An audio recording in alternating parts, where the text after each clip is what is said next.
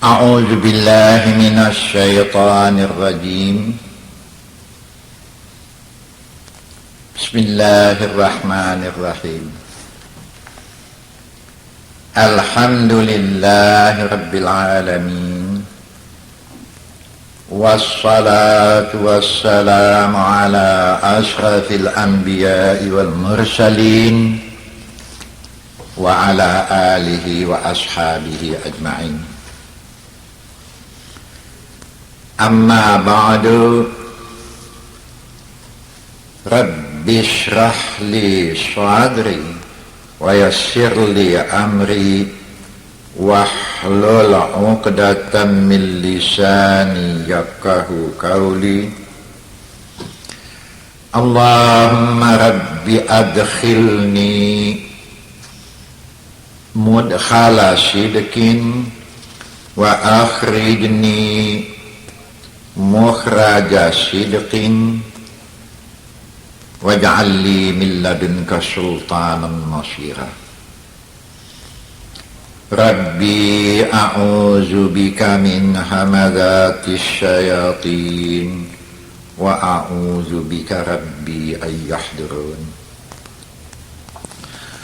Assalamualaikum warahmatullahi wabarakatuh.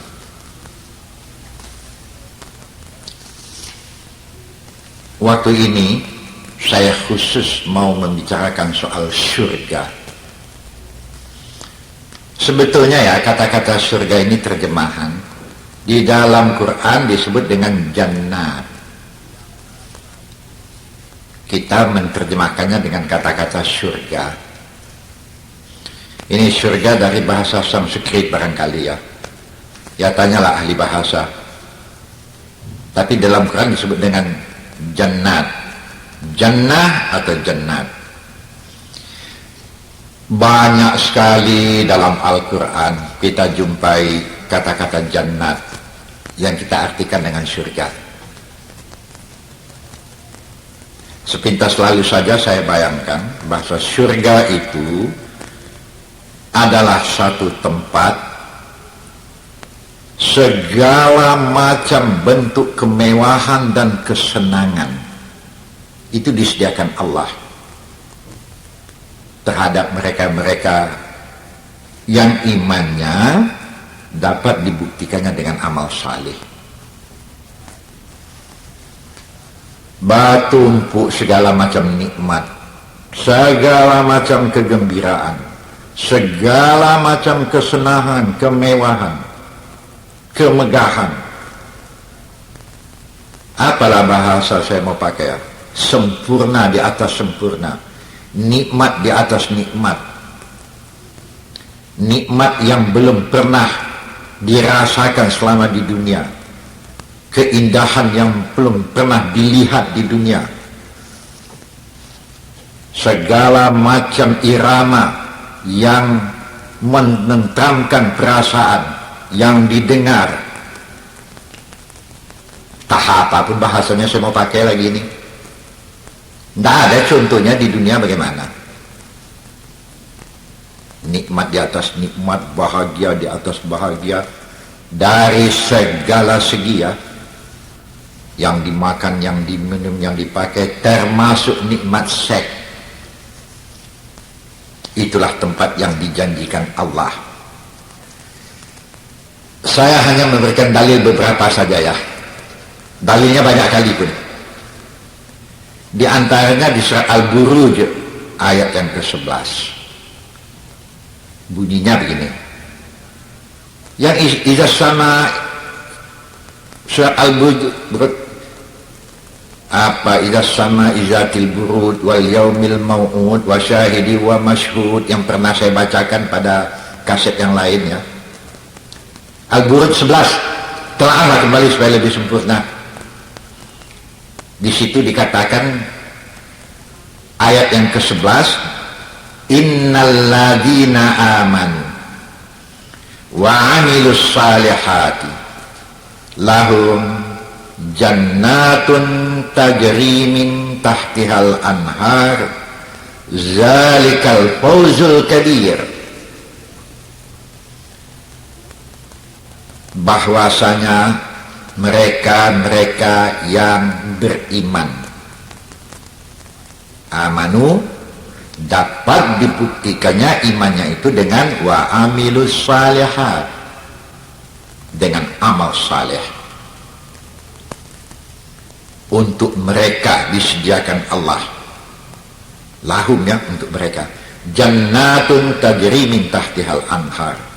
Jannat yang kita artikan dengan surga yang mengalir di bawahnya sungai-sungai. Itu adalah kebahagiaan yang maha besar. Ada sebagian tafsir mengatakannya, bahasa yang dimaksud dengan mengalir sungai-sungai ini artinya rahmat yang tidak putus-putusnya. Tapi kalau kita lihat nanti di ayat-ayat lain yang nanti akan saya sampaikan juga, betul-betul sungai.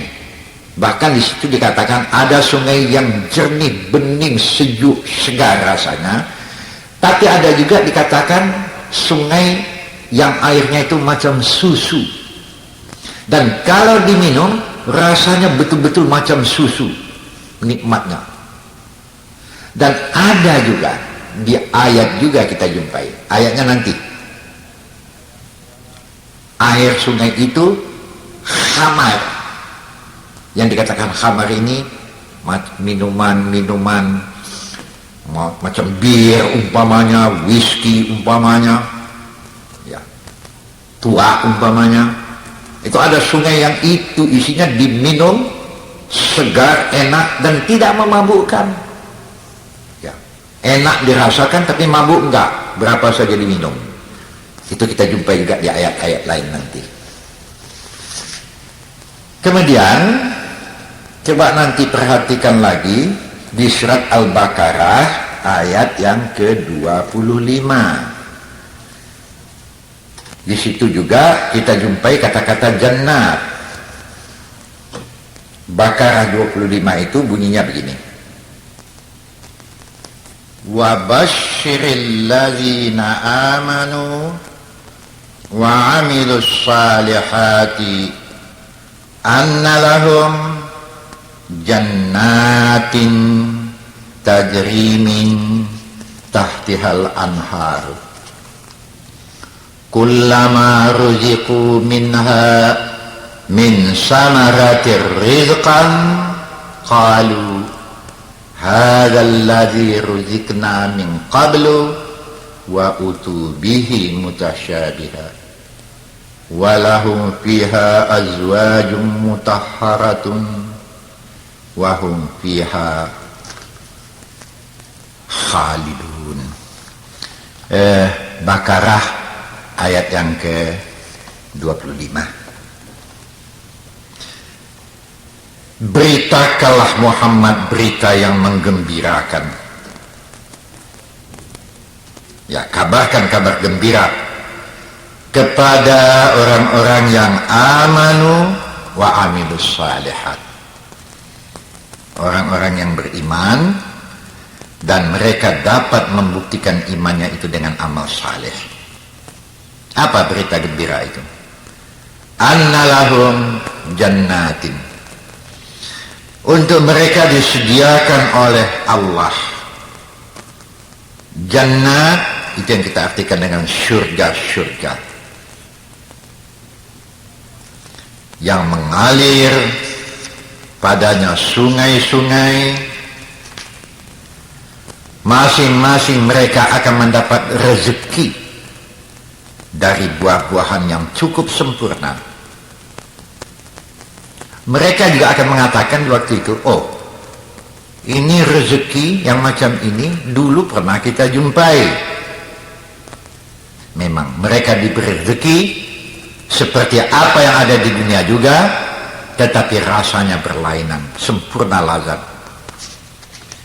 Mereka juga di dalam surga akan diberi pasangan-pasangan yang cantik, yang bersih, suci, dan mereka kekal di dalamnya. Oh, ini ada beberapa tafsir yang akan saya sampaikan sedikit di sini, ya. Yang pertama sekali yang perlu saya sampaikan, ini amal saleh Ini perlu saya sampaikan karena banyak orang yang keliru ya. Amal yang baik, amal yang saleh, kalau dia dalam bidang ibadat, itu harus ada perintah dari Allah, harus ada contoh dari Rasulullah. Itu baru diakui sebagai amal saleh, beramal dengan amal saleh bidang ibadat. Macam sembahyang, itu jangan dirubah-rubah caranya. Sallu kama ra'aitumuni usalli. Nabi mengatakan kepada sahabat, bagaimana saya sembahyang begitu bikin. Kalau dirubah, ini tidak masuk amilus salihat lagi. Macam orang ke Mekah, tawaf di Baitullah 7 kali. Itu contoh perintah.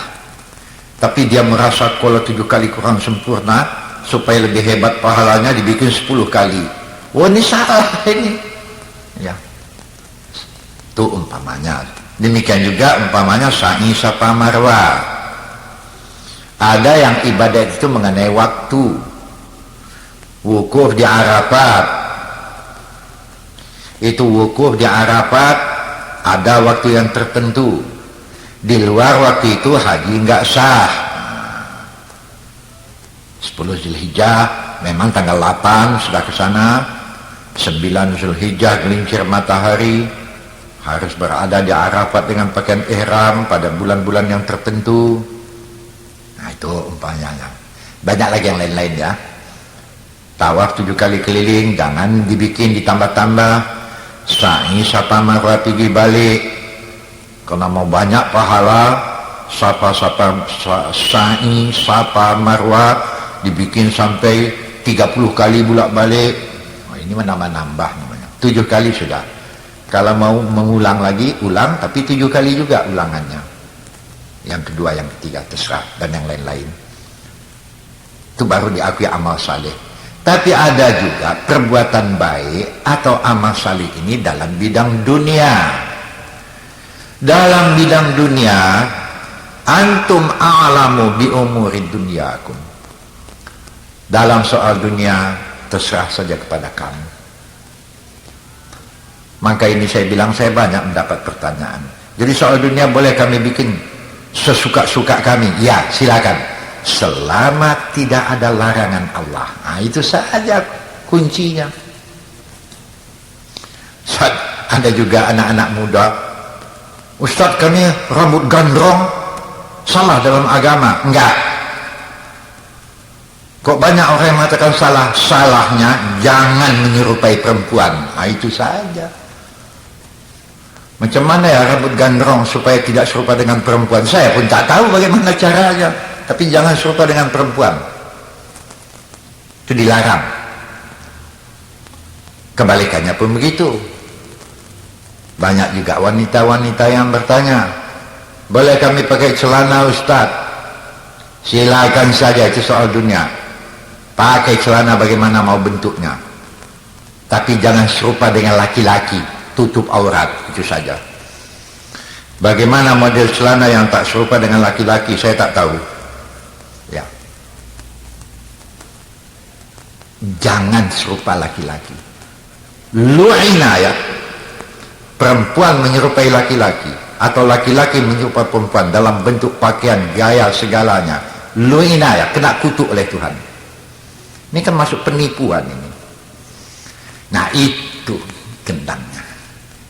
Kata-kata antum a'lamu bi umuri dunyakum, kamu lebih tahu mengenai soal dunia kamu, itu waktu Umar bin Khattab mengawinkan korma ya, rupanya batang korma itu ada juga yang dikawinkan supaya berbuah. Jadi satu waktu Nabi lewat, ditengoknya Umar di atas pohon korma, ditanyanya, apa kerja kau tuh Umar? Mengawinkan batang korma ini ya Rasulullah. Waktu itu ya, bid'ah apa pula yang kau bikin ini? Terkejut. Maka terkejut, Umar biasanya tahu kalau bid'ah itu sesat dalam neraka. Ya, bid'ah. Iya. Rupanya yang dimaksud Nabi dengan bid'ah ini dalam bidang dunia, saya belum pernah tahu ada cara macam ini, kok kau bikin macam ini, kau ini mengada-ngada apa ini, itu yang dimaksud rupanya waktu itu. Nah, Umar mengatakan, ya Rasulullah, saya mengawinkan batang korma ini menurut ahli tanaman, kalau tidak dikawinkan, ini batang korma ini tak berbuah nanti. Apakah berdosa saya ini bikin macam ini? Waktu itu senyum Rasulullah. Keluarlah ucapan ini, antum a'lamu bi umuri dunyakum. Ya, kamu lebih tahu dengan urusan dunia kamu. Jadi silakan. Jadi soal dunia silakan bikin, terserah saja. Selama tidak ada larangan Allah di dalamnya. Selama tidak ada larangan Allah di dalamnya. Apalagi kalau ada manfaat untuk manusia banyak, dirasakan nikmatnya, itu masuk amilus salihat itu dalam bidang dunia. Kita bikin jalan tempat orang lalu lintas, amilus salihat. Kita bikin satu tempat gembira di mana orang dapat berperdi-perdian, berdangsa-dangsa. Itu bukan amilus salihat, itu amilus sayyiat itu. Kita bikin gedung-gedung tempat orang main judi untuk gembira-gembira, itu bukan amilus salihat itu. Nah, ini beberapa contoh ya.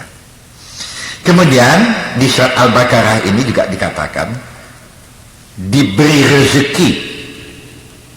Kalau pada waktu itu orang surga mengatakan hadzal ladzi ruzikna min qablu. Betul. Kalau durian ada di sini, di surga juga ada durian. Kalau pisang ada di sini, di sana pisang juga ada. Buah apel juga ada. Buah anggur juga ada. Cuman bedanya tentang nikmat. Oh, terang kali disebut dalam hadis yang diriwayatkan Bukhari ya. Bahasa nikmat surga itu yang ada di dunia ini hanya 1% saja itu. Rahmatullah mi'atu juz'in.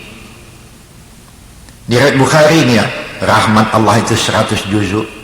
Nikmat-nikmat dengan segalanya lah. Nikmat yang dimakan, yang diminum, yang dipakai, yang didengar, masuklah nikmat seks. 100% itu yang di dunia ini hanya 1% nikmat. Tis'a wa tis'una juz'an khususan di ahli jannah. Tapi 99% nikmat lagi itu yang akan dirasakan oleh ahli surga. Jadi bandingannya itu 1:99 itu. Sama bentuk tapi nikmatnya tidak sama.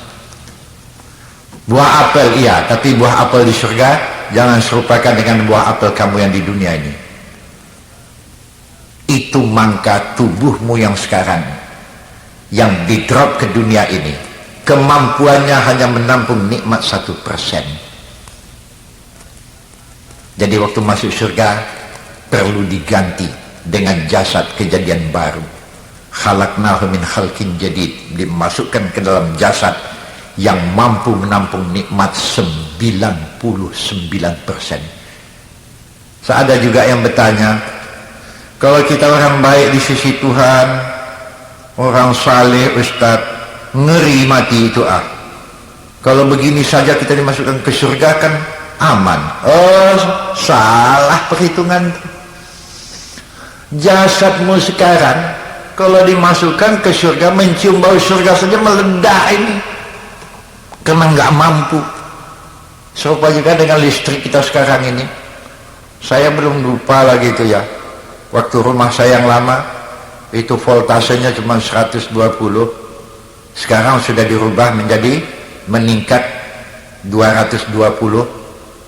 Gatal-gatal tangan, saya coba menyorongkan bola lampu yang lama, pup, meletup, putus. 110 jadi 220, kan cuma satu tingkat baru. Ini 1% menjadi 99%. Kalau tubuhmu yang sekarang dibawa ke surga, belum sampai masuk surga, mencium bau bunga surga saja, bau bunga surga pup, meletup nih, perlu diganti dengan yang lain. Jadi tidak usah takut mati, tapi siaplah pula ya. Jangan sampai kehilangan yang 99%. Ambillah yang 1% di dunia ini, manfaatkan untuk amilus salihah. Nah, itu dari bintang nikmat. Wa utubihi mutasyabiha. Itu tambahannya itu lagi. Wa utubihi mutasyabiha. Ditambah Allah lagi dengan nikmat-nikmat yang belum pernah kamu kenal di dunia dulu. Nikmat-nikmat mutasyabihat. Wa utubihi mutasyabihat. Mutasyabihat di buah macam buah khuldi. Saya sendiri tak tahu di surat Taha ada dikatakan syajaratul khuldi. Kan itu yang dimakan oleh Adam dan Hawa, maka tercampak dia ke dunia. Banyak orang yang bertanya, apakah buah khuldi itu beracun, Ustaz? Enggak ada buah surga yang beracun. Tapi itu hanya mengingatkan Adam supaya jangan lupa kepada Allah. Ya. Dan banyak lagi buah-buahan yang lain. Itu satu. Yang terakhir ini hebat lagi ya. Walahum fiha azwajun.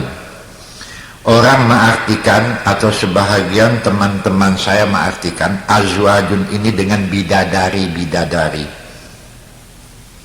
Oh, saya kena debat ya waktu saya mengejar di salah satu tempat wanita-wanita. Ustaz, di dalam Quran dikatakan bidadari.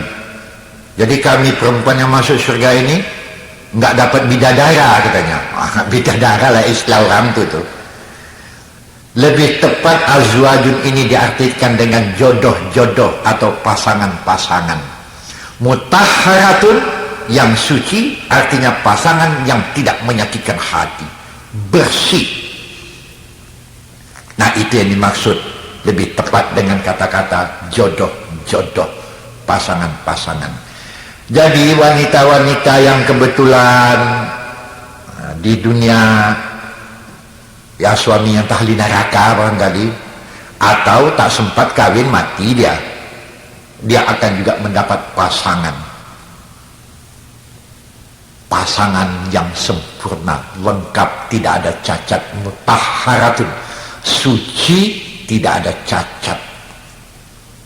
Kalau jodoh di dunia ini ada saja cacatnya, nyala, tak usah lagak lah. Apalagi bapak-bapak nih, kalau sudah banyak duitnya, gatal-gatalnya bukan main. Ya ibu-ibu pun begitu. Kalau sudah tahu dia dicantiknya, genit-genitnya bukan main. Ustadz pun di perlinya juga. Banyak yang bertanya, Ustadz pernah kena perli? Ada. Lewat Ustadz, jangan sampai ke sana lah tanya, bikin malu. Ustadz ini pun adanya salahnya, bukan tidak. Di mana lah manusia yang tak berdosa. Tapi cepat sadar ya. Ya, adanya Ustadz yang berdosa ada, tapi agak halus mainnya. Ya. Minta ampun lah banyak-banyak. Ya.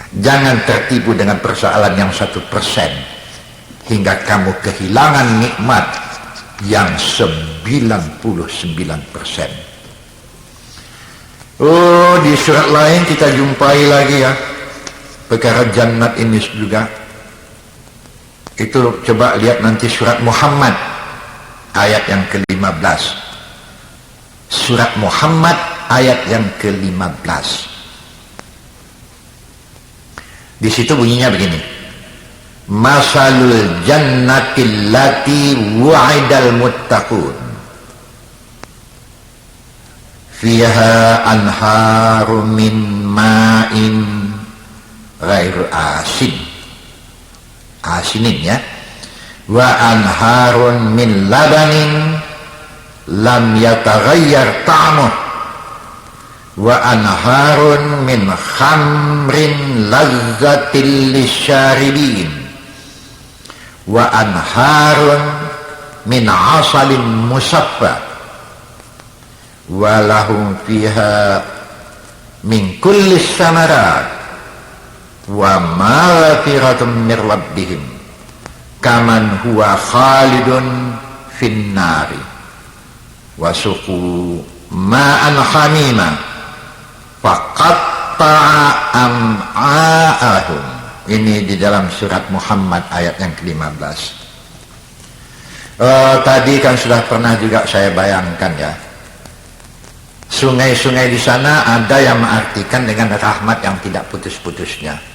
Saya mengakui bahasa rahmat yang tidak putus-putusnya di surga itu akan dijumpai. Tapi anharun, sungai, betul-betul sungai ya. Ayat ini memastikannya. Di surat Muhammad ini. Bahasa sungai yang mengalir itu betul-betul sungai yang mengalir. Saya tidak menolak bahasa rahmat Allah tidak putus-putusnya. Memanglah. Ya.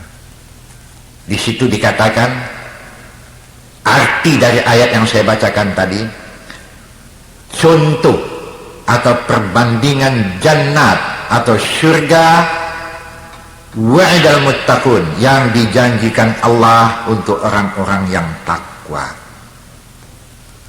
Di dalamnya ada sungai-sungai dari air yang tidak akan berubah, jernih maksudnya, bersih, segar. Tapi di samping itu dikatakan lagi wa anharun min labanin, dan ada juga sungai-sungai itu dari labanin, susu yang tidak pernah bertukar rasanya, mengalir terus, lam yataghayyar ta'muh. Kalau susu kita yang kita perah itu kalau lama kita simpan kan bisa basi, itu tidak, segar terus, nikmat terus, betul-betul sungai ya, sungai susu. Wa anharun min khamrin, nah ini lebih hebat lagi ya, sungai dari arak. Khamar ini arak kata kita, minuman-minuman macam bir, whisky, apalagi minuman yang minuman keras lah ya, khamar. Saya terjemahkan di sini dengan kata-kata arak sajalah ya. Masuklah tuaknya, masuklah whisky-nya, entah apa lagi tak tahu pun saya namanya yang lain-lain. Lazat rasanya, lazzatil lisyaridin, nikmat rasanya. Di dalam ayat lain nanti kita jumpai, berapapun tua atau arak khamar yang kamu minum itu, berapapun banyaknya kamu minum, kamu tidak akan mabuk lagi. Tidak macam di dunia ini ya. Wa anharum min asalin musaffa, ada lagi sungai itu yang mengalir min asalin, madu, madu yang sudah bersih ya. Kalau saya memakai istilah madu asli, minum madu itu, apa yang tak segar ya.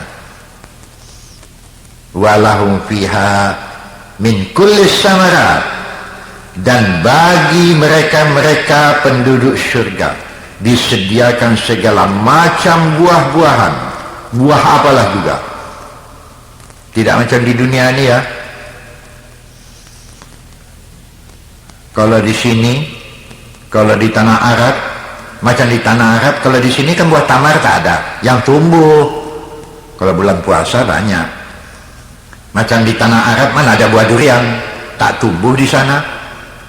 Jadi ada yang tumbuh di sini tak tumbuh di sana, tapi di surga segala macam ada, semua beres. Nah ini ayat ya, tidak sama. Akhir ayat dikatakan tidak sama dengan orang yang di neraka. Orang neraka diantaranya dikatakan diberi air minum yang mendidih, kalau diminum mengoyak-ngoyak isi perutnya, kulit perutnya. Itu diantaranya ya. Ya sampai di sini dulu. Nanti kita teruskan. Assalamualaikum warahmatullahi wabarakatuh.